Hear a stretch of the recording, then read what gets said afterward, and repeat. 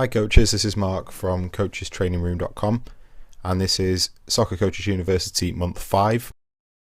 This month we're going to be looking at some dribbling specifically in an attacking sense, so we're not really too focused on the maintenance of possession here. We're really trying to bore down into positive dribbling, running with the ball, in particular committing defenders and the space that it creates. I think it's something that we tend to overlook that as in search of more passing play.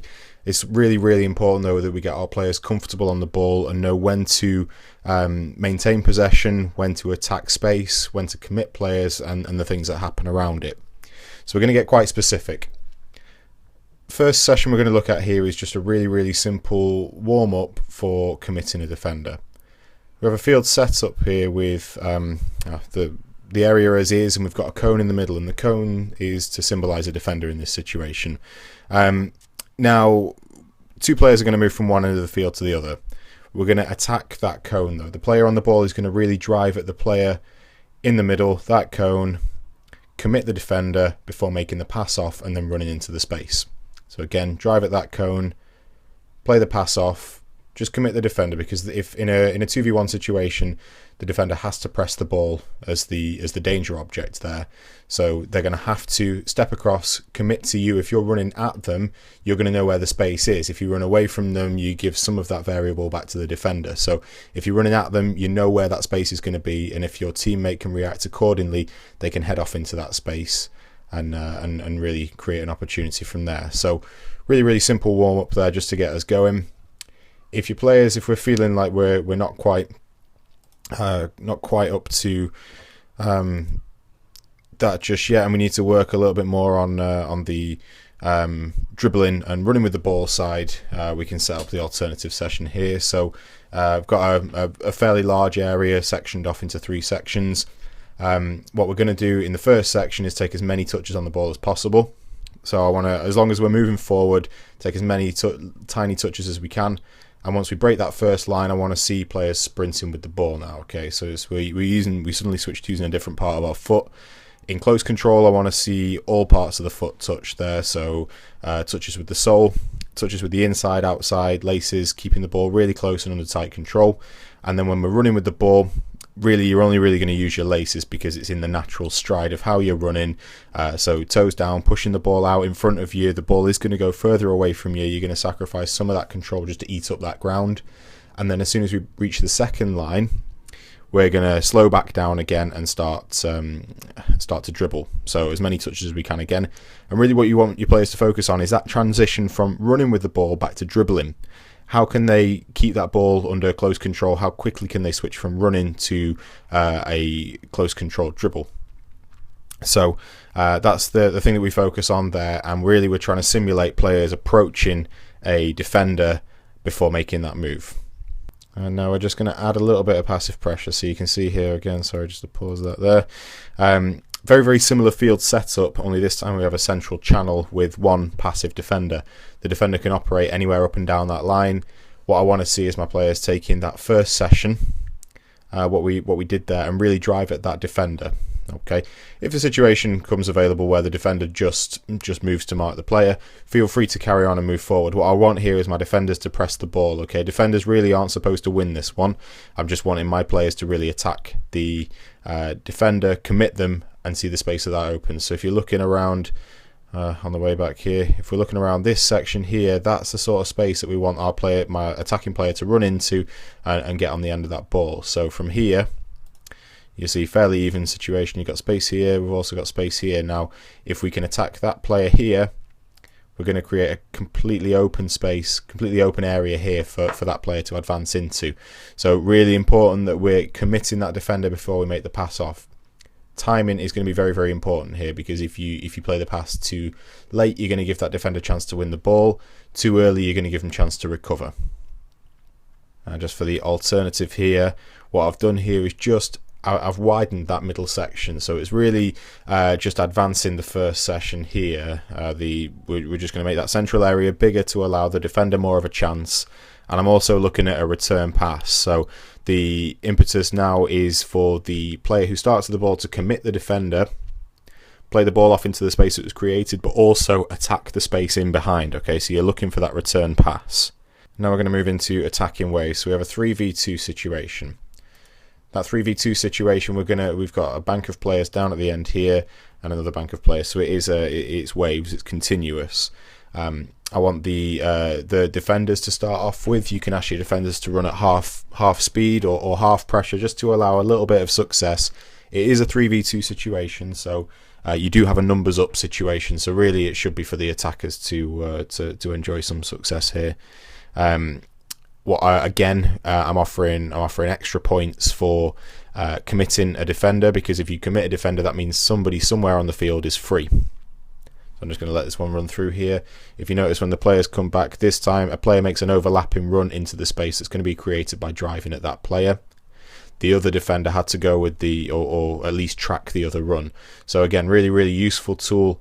The more confident you are actually driving at a player, the more space it allows for your other teammates. So again, it's all about the release of that final pass, though. It's all about the timing. So firstly, when to release the pass, and secondly, where, and the weight of the pass is going to be one of the main points to get right to really sort of take advantage of that space on the field. To advance this further still, or just give us a bit of an alternative view of it, I've added an extra player here to make it a 3v3. So going to get a lot more difficult for the for the attacking team here, because you've got a completely even situation. Once a point has been scored, though, just to create a little advantage for the attacking players, the defenders have to run to the opposite line. So right now is if the red team score here down at this side, that blue team has to run all the way down to this line and touch the line before they can run and defend against this team. So you're gonna have you're gonna increase the game speed a lot here, because the red team, the attacking team here, you're going to want them to eat up that ground as quick as they can, because if the defenders are retreating, that's going to create space. You want to, as a defending team, you always want to be defending as far away from your goal as possible, because that gives you two things. Firstly, the chance of them scoring from further away lessens. The further away from goal you are, the less chance you have of scoring from a shot. Secondly, if you do make a mistake far away from your goal, you have a chance as a defender to recover and get back behind the ball. So really, I want my attackers to pen the defenders as far back as they can, because that's going to create a very shallow field. And once you've got a shallow field, if you create width, you're going to create gaps naturally. That's just the way it works. So if you're defending in a third of the field, it's shallow, and you're going to have a lot of space width-ways to cover. So that's what I want here. It should speed the game up. That's what I'm looking for. Defenders retreating, attackers taking up as much of that space that they can before committing a defender and releasing that final ball. Just to create a bit more of a real game situation here, one of the key differences is if the defending team can win the ball back, they can attack straight away. Okay, so they switch roles with the attacker, and the attacker becomes defender. Defender must defend that ball. And here we have a simple end zone, small-sided game. So again, 3v3. There's not too much setup and field changes that you have to do. It should flow quite nicely into each other. Very, very simple. I'm looking for teams to work together and try and dribble the ball into either end zone.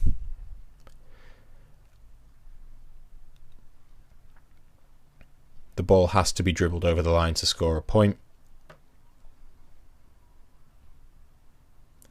And now you might find that your players naturally resort to a passing game to get the ball away. Now that's absolutely fine. I'm not going to discourage that at all.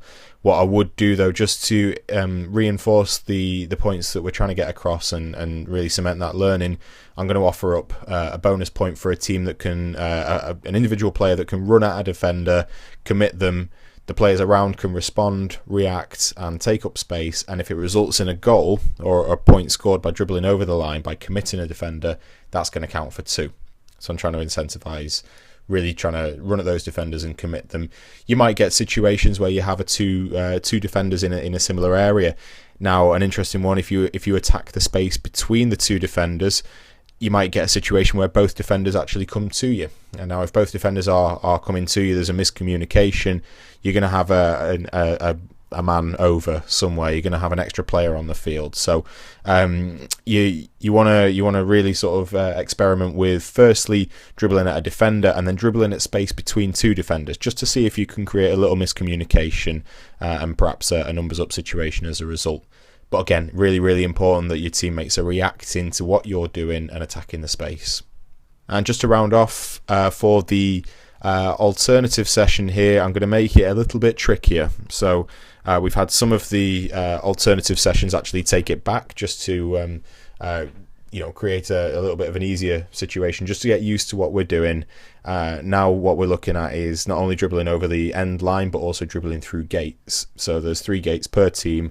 Create an extra one if you want to, because you might find that this creating 3 gates gives 3 defenders an opportunity to defend a gate each, and it does defeat the purpose. What I really want here is goal scoring opportunities, but really I'm just trying to get the attacking team to dribble with the head up and just be really aware of the gate positions.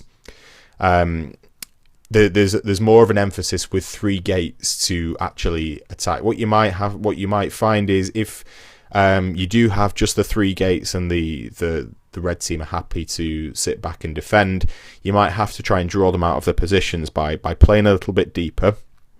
If you play deeper, you're going to draw them towards you. Now, once you've drawn them towards you, there's a much greater emphasis there on actually committing that defender. So attack at speed, be confident in your run. Don't be afraid to lose the ball here. That's part of the learning curve, because that's what's going to teach you when to actually release that pass, when was a good time, and also from an off the ball perspective, should I have got there a little earlier. These sort of breakdowns are useful as long as we're learning from them. So if you do need to draw the red team out, or the blue team, whoever's attacking or defending, if you need to draw them out of their positions, do so. Sit a little deeper, but just make sure that you attack at speed, commit a defender, and then exploit the space it creates as quick as you can. So that's the end of our review of month 5. What I would say, if you've got any questions or queries on that, my contact number is in the Soccer Coaches University curriculum. So feel free to reach out with any questions. I'm happy to offer up any further alternatives.